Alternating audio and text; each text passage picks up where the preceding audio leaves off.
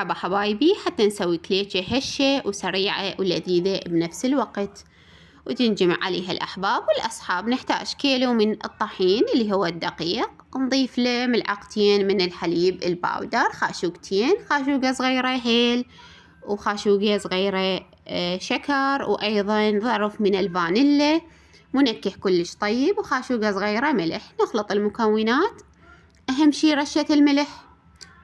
نخلط المكونات كل زين. هنا عندنا كوبين من دهن جنة ينطيها لذاذة وطعم كلش طيب، تطلع طرية وهشة وتذوب بالفم. نخلط المكونات كل زين. هنا الخاشوقة ما تفيدنا، نشتغل بإيدينا. كلش تمام. بعدها هنا راح نبدي نعجن بيمن بالزبادي اللي هو الروبة، نخففه بشوية مي ونعجن العجينة. تمام. قبل لا نعجن العجينة أنا نسيت أضيف حبة البركة. هنا راح نضيف حبة البركة اللي هي حبة سودا، ما أستغنى عنها بكل المعجنات، تنطي طعم كلش طيب. نعجن العجينة. بعد ما عجناها شوفوها شلون سلسة، شلون كلش جميلة. نشكلها حسب ما نريد ونحشيها حسب ما نريد. تمر، لقم، هنا بالبيت يحبون التمر واللقم أكثر شي. منظرها لا تنسونا باللايك والتعليق الحلو.